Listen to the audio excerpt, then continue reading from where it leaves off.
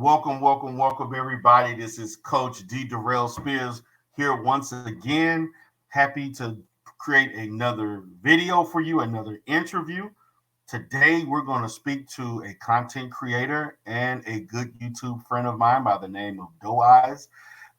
She's going to talk about her dating history, things that are going on in her life. She's going to talk about being single.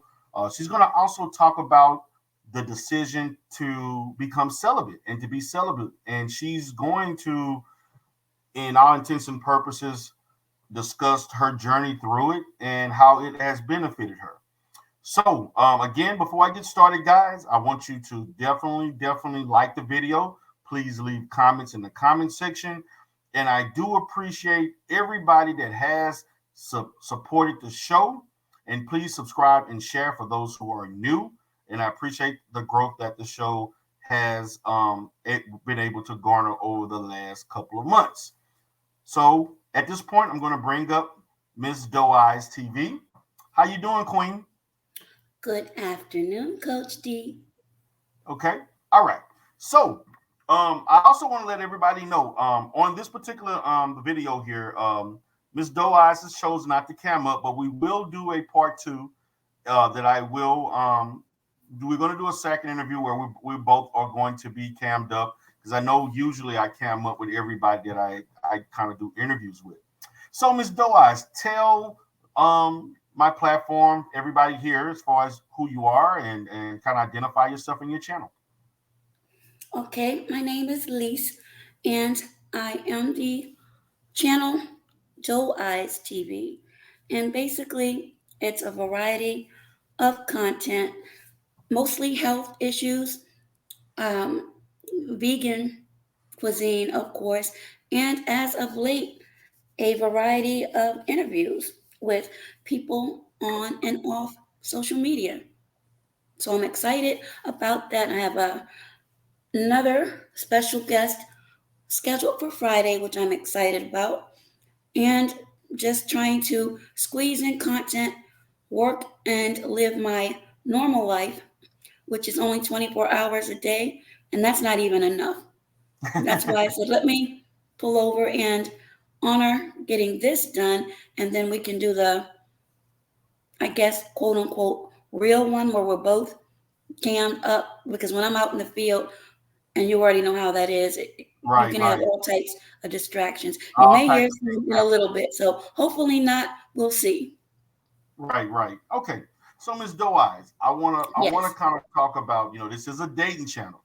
And I yes. know that, and I want to appreciate you for also supporting and being there to watch some of my content, particularly on all my other channels, but particularly this channel itself. I know that you are aware of this channel and you do watch and you do leave comments and things of that sort.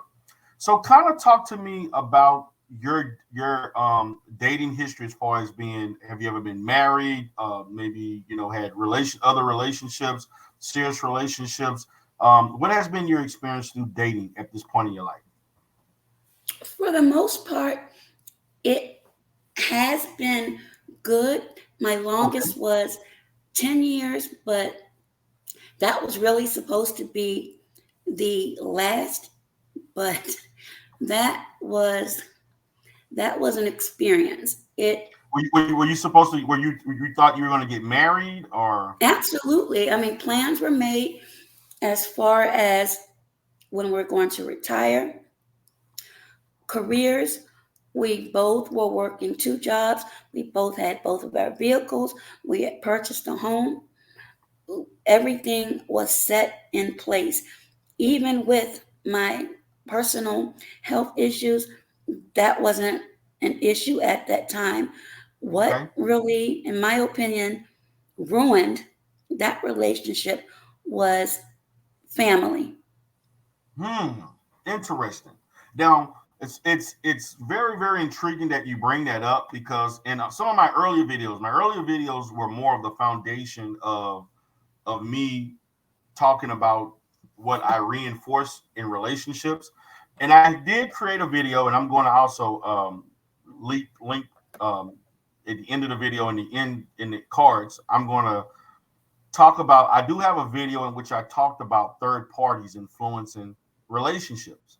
And when I talk about third parties, I'm talking about the mom, the sister, brothers, Oh cousins, my goodness. in-laws, the influence that people can have on your partner and how they can come in and attempt to dictate a relationship.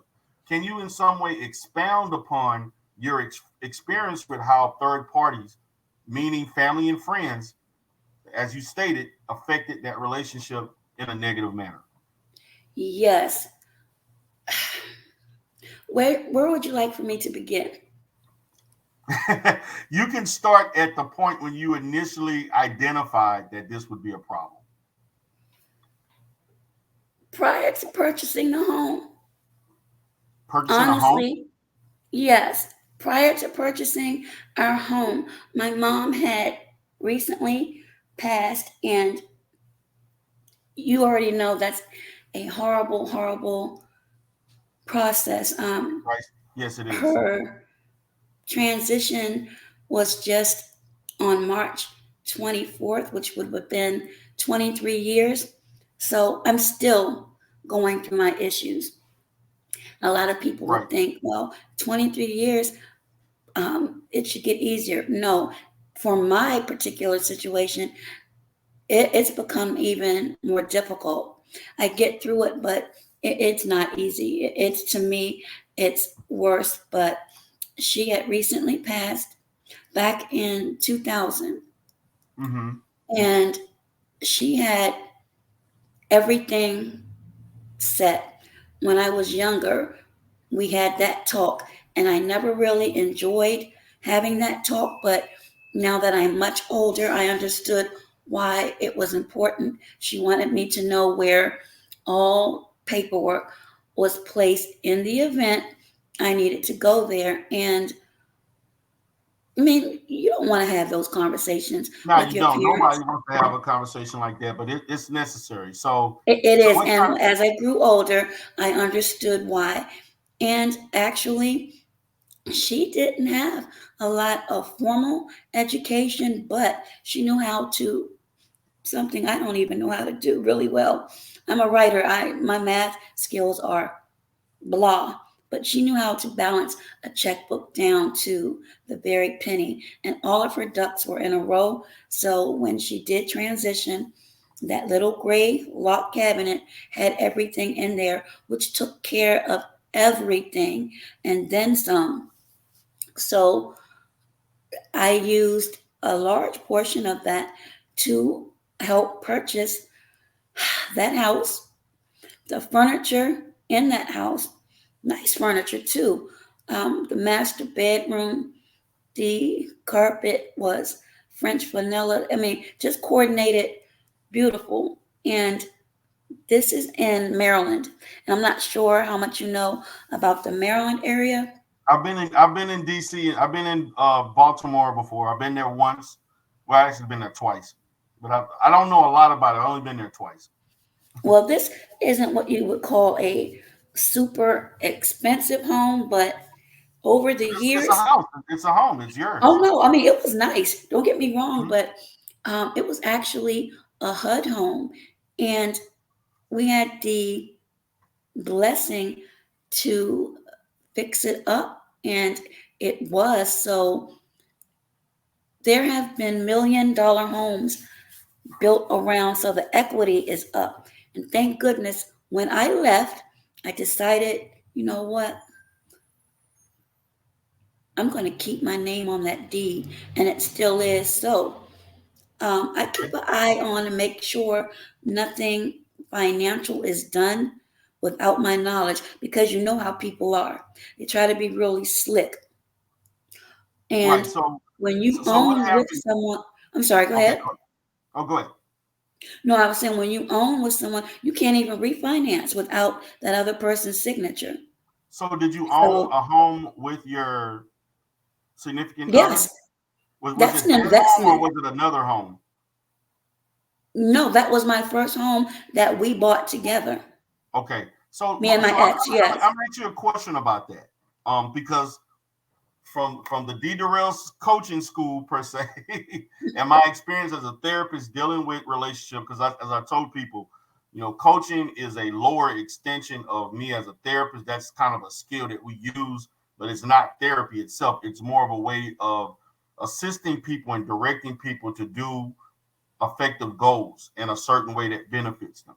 So and one of the things that I have learned through therapy and providing therapy for couples and relationships, or whether you're married, engaged, or whatever, is that we have to separate um, marital behaviors and things from dating or engaged. There has to be sort of a evolution of things. One of those things, because I kind of departmentalize things that you do that when you're married that you don't do when you're dating or engaged, that there's certain things.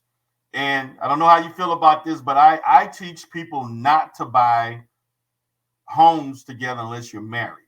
I also teach people not to buy, um, let's say, property, going to business, things like that. I've always felt, just through my experience of dealing with couples who've engaged in that, those things become an issue once you do get married, or once things don't go right. Then we kind of revert back to behaviors that they wish they could have made different decisions.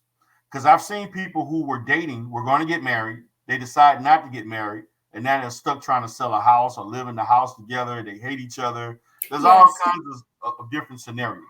So, in the fact that you bought this house with him, were you thinking about getting married within the first year or two after that, or you were just kind of waiting on him to propose? What was your mindset of what you thought was going to happen once you Within bought within a year or two, it? Did he because tell we you had that? known each other prior to that. Yes. So, as far as Did he promise you that? Did he propose already? Or are you expecting him to do that? it was something we discussed, and at that time, I hadn't even reached 30.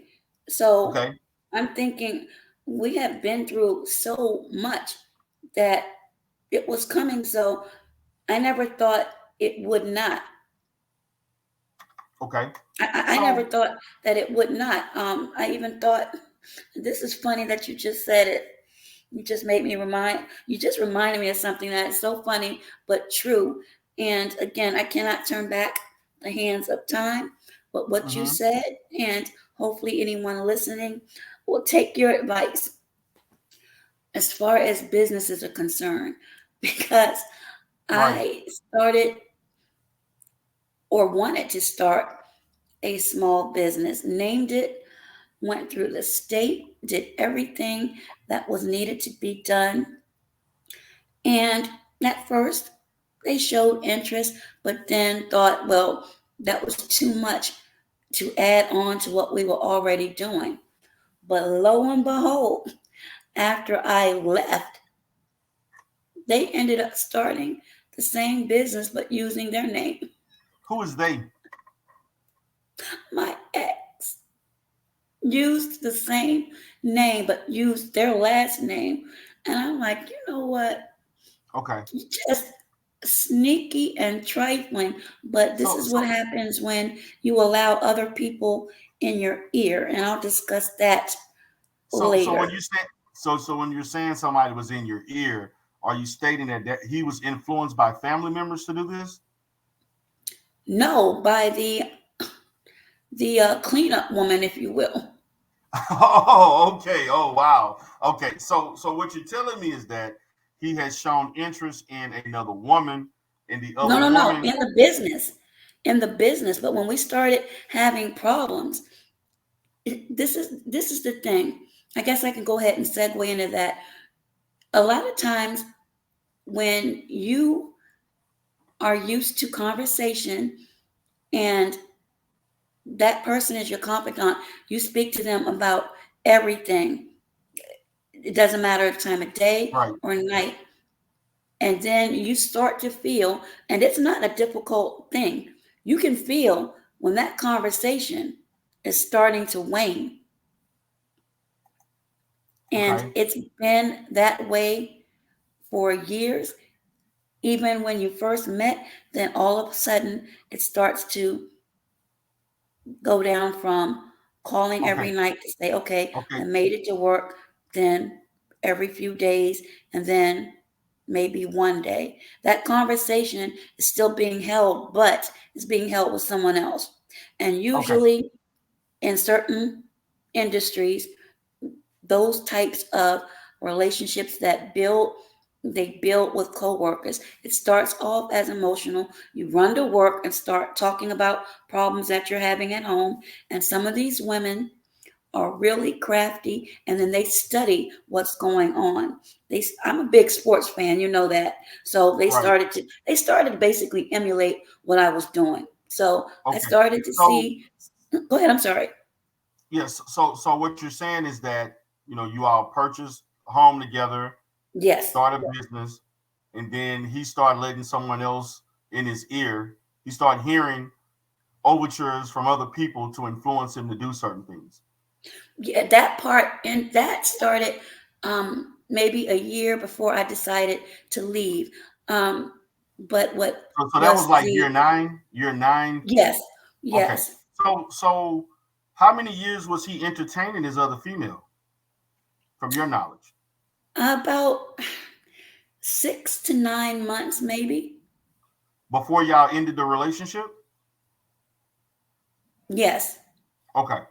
All right. So help me understand what made you stay with him for 10 years without being married? Comfort, Comfort of what? just comfort, just being Comfort of just being with comfortable. him, being feeling Yes, safe and not having to start over with another person? absolutely, Okay. absolutely. Now, it's very curious that you say that because uh, that's a common mindset that I see a lot of African American women say as I talk to them about their relationship.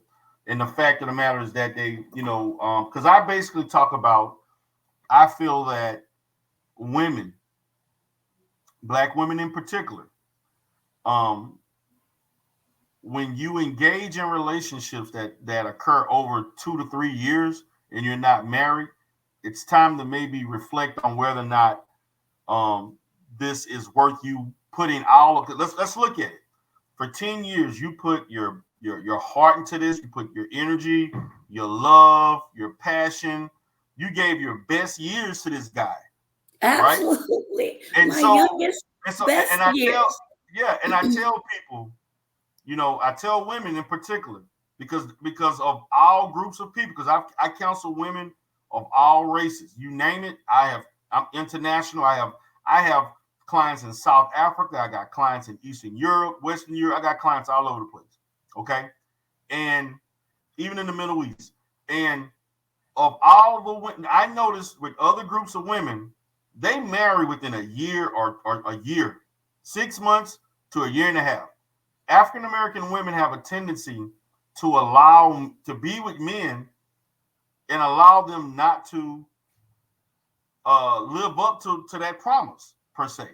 Now, I'm not trying to say it's your fault. I do feel like as a man, you shouldn't play with a woman's emotions and her heart and leaning her on knowing you have no intentions. Okay, but I teach pretty much between 1 to 2 years, maybe 2.5 to 3, depending on if there's some other circumstances that, particularly if you want to get a lot of people want to get big weddings and things like that. And if you want to do that thing, and I understand people that value that.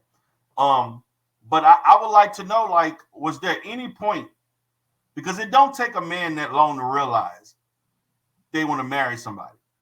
If you're seriously dating, like the way you're saying, it sounds like y'all were living together, right? Absolutely. Yeah. So Absolutely. you're basically married without the paperwork. Indeed. And actually, a lot of that, if I were to be honest, some of that was me because I started to feel, I don't know if it's women's intuition, that that family issue was going to Mm-hmm. be a problem. Okay. Well, tell me So, about the family issue. What was going on oh with the family? goodness, you really want me to do this? Not I mean, soon after, this family was a family from you know where. from Now, hell, don't get me a wrong. family from Yes, hell.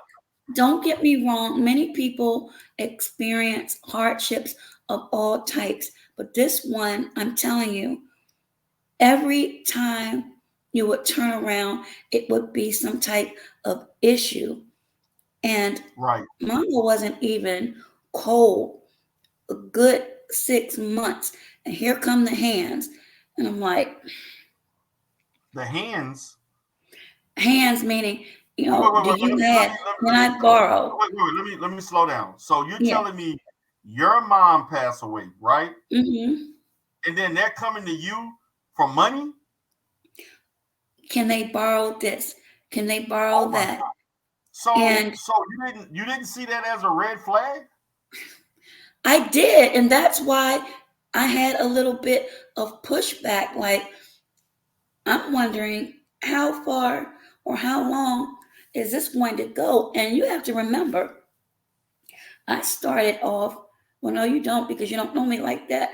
Um, but I started work in the government right after high school at the age of Right. 17. So everything that I did and acquired, I worked extremely hard for, and I wasn't going to give that up. As far as purchasing that house under the age of 30, that was an accomplishment to me. That's something That that my wasn't a mother cop. said, make sure you make, good sound investments. Right. So I damn sure wasn't going to give that up. So you can attribute some of that to being stubborn after a bit. And I'm like, I'm not going anywhere. You Okay. can leave and do whatever Right. because at the point, I didn't even care anymore what was going on. It was like we were there together, but Mm-hmm. had our own separate lives. But when the So did you disrespect came in, oh, that was a problem. so did you give his family money? I loaned and I ended up having to call to Now, get, there's a difference between a loan. I mean, a loan is baked to me. I consider a loan when you lend it to them, they actually paid it back. Did they actually pay the money back? yeah, it was a loan. Nobody has money like They that paid to you the money throw back. Is around. what I'm asking. I'm sorry. Did they pay you the money back? Yes, after about Okay, okay. Now that's what I consider. 6 months of me having to keep asking, but see, that caused more friction. So where was he in trying to foster some level of boundaries between his family asking you for money? Was there any part where he intervened and let them know to quit overstepping their boundaries, asking you for resources? Very little, Very little. very little, So because that was he family afraid was, to do that, or was he kind of in a sense of, this is my family, and I love yeah, them, and it's hard for me to confront them and things like that, or what?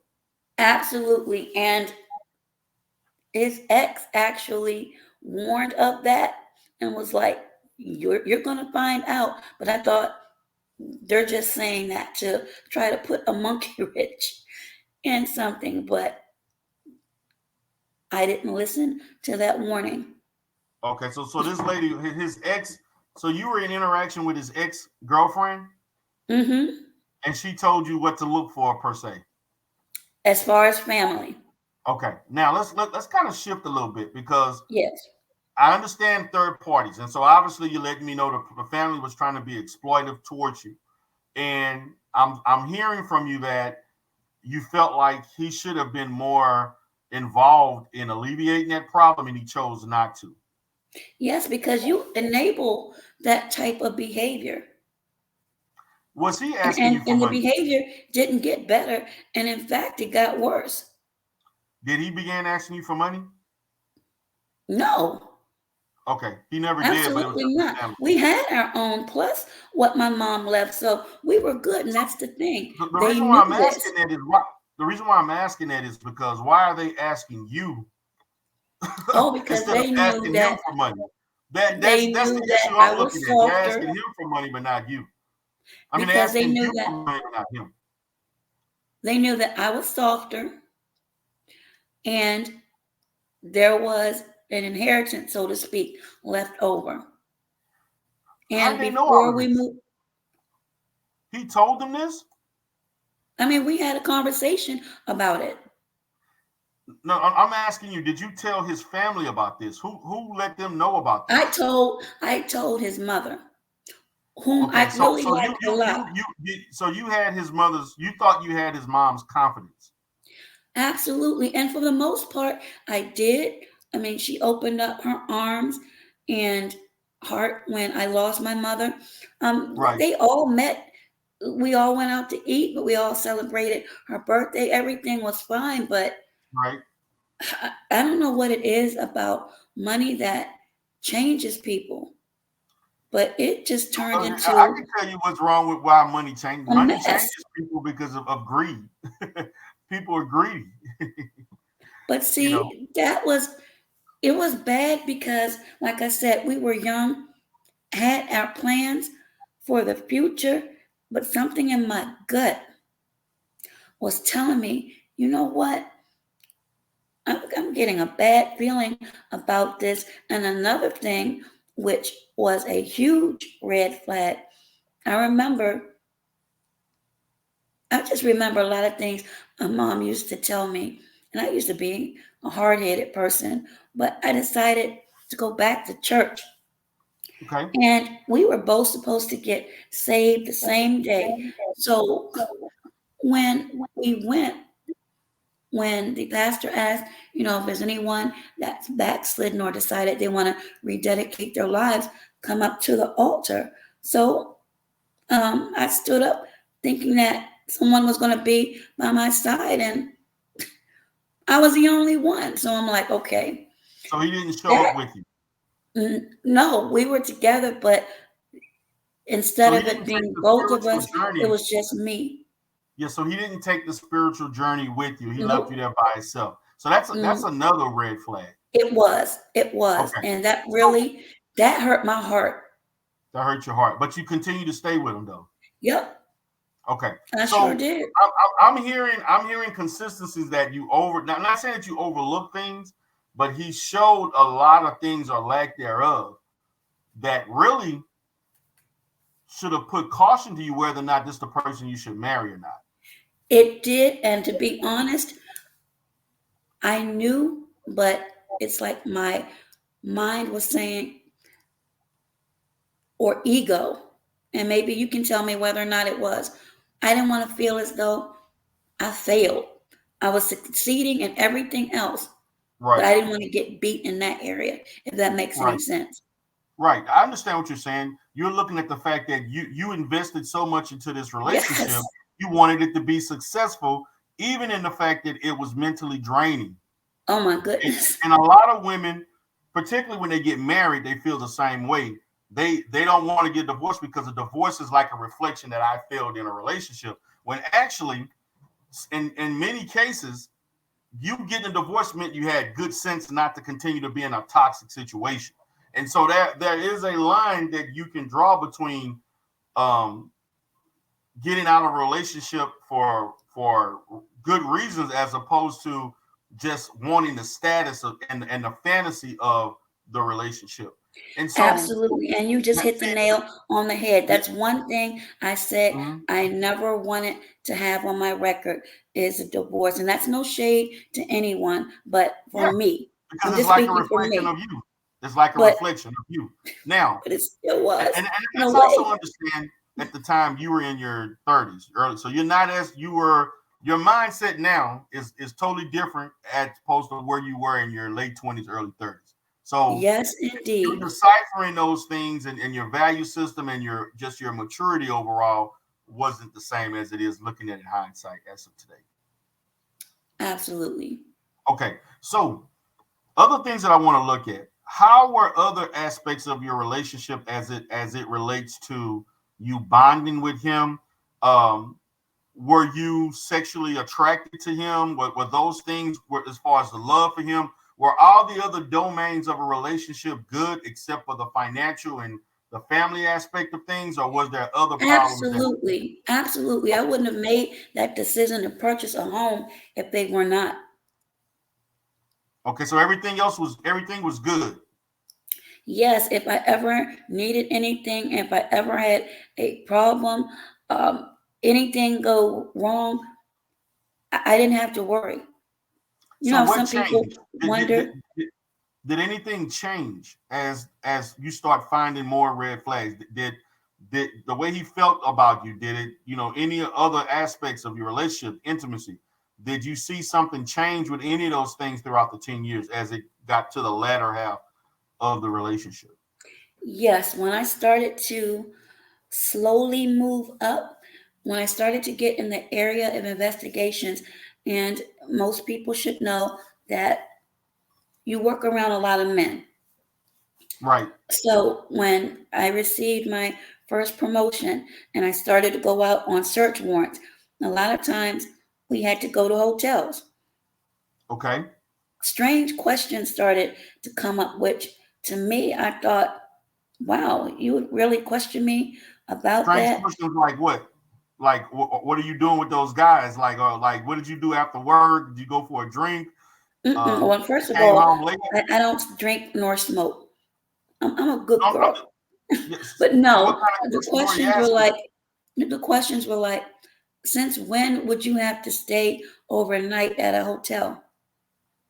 Okay. And I'm trying to explain the best and most gingerly way I knew how.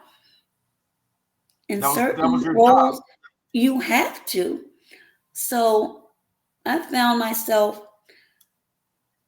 not having to per request, but having to just to show my loyalty, to Mm-hmm. show receipts of actual hotels.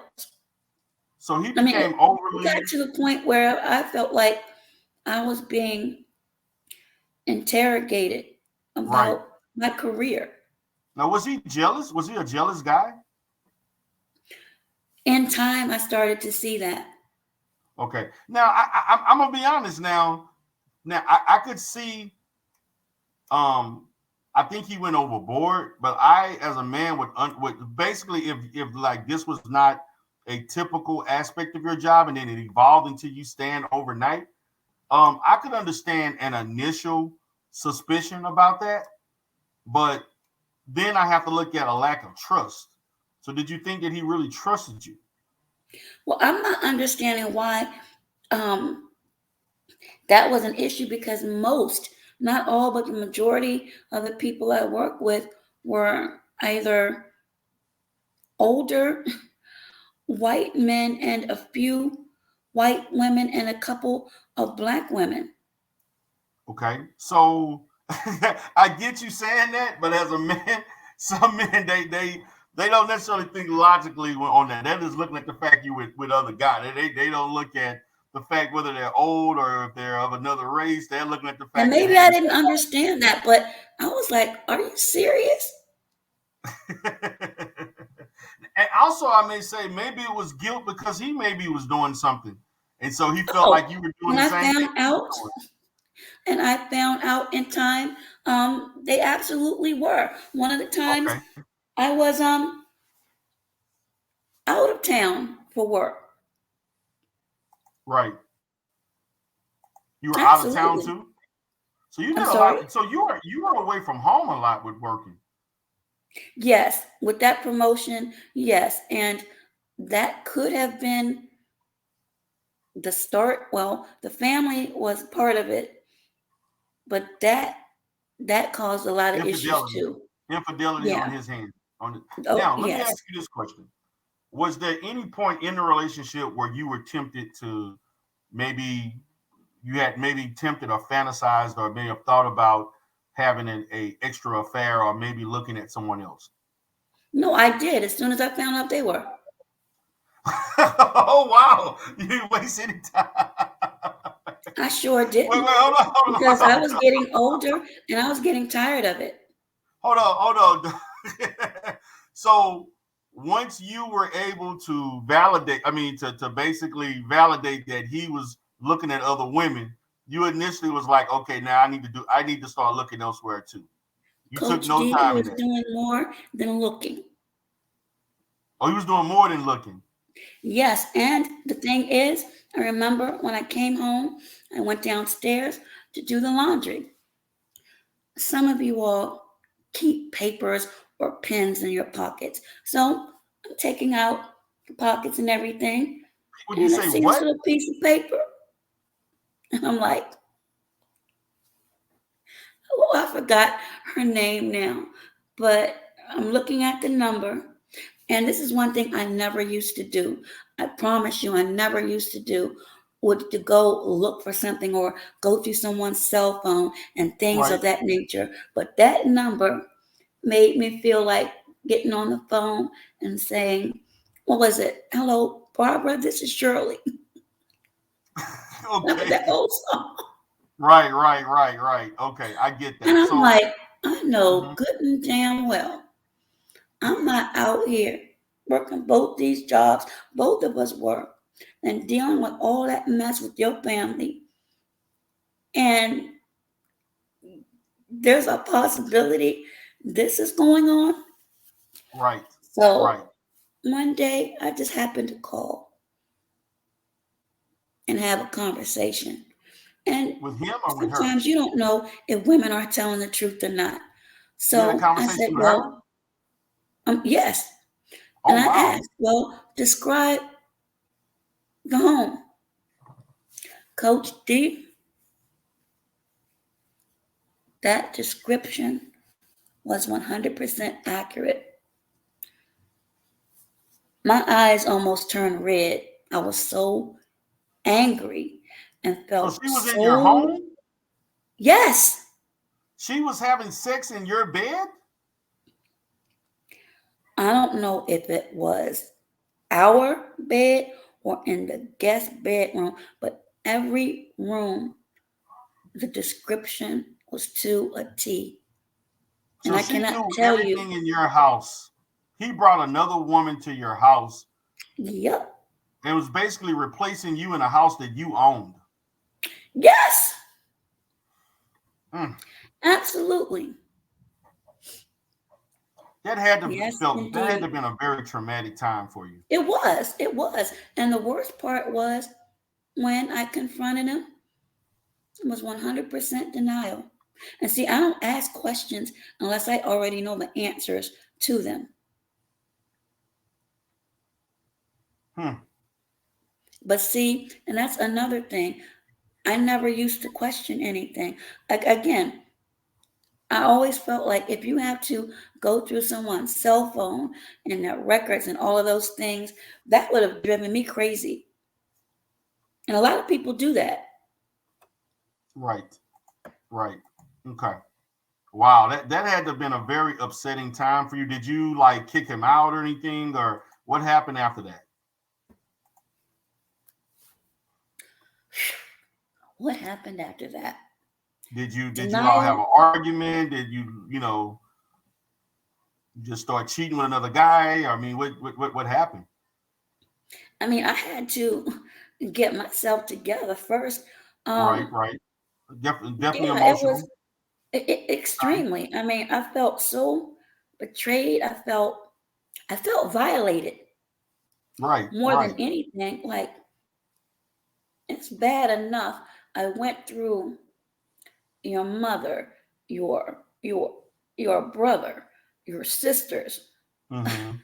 your aunts, your All the cousins, disrespect. living there at one point in time, rent free, Living everything at your going place up rent free? because they had no money. They had no Wow. resources, which again, and I always used to say, well, what if we didn't have this house together? Where would they go? Right. And after a while, I became quote unquote the bad guy for asking questions. And I'm not sure if you saw, you did because you were laughing, the program where I had the author on. Yes. Hopefully, you were able to hook up with them. But Right. I said one of the sisters had an EBT card, and that's like a food assistance card. where when she and her sisters lived with us, used that card to go out and buy crabs with. Wow. Instead of buying actual food, nutritious food for you and your daughters, this is what you do. Right. That's So, I incredible. mean, it, God, it was a mess. And like I said, Even now, listening to you talk about this, I can hear in just your reaction. I know this is pain. It sounds a little painful to it even was.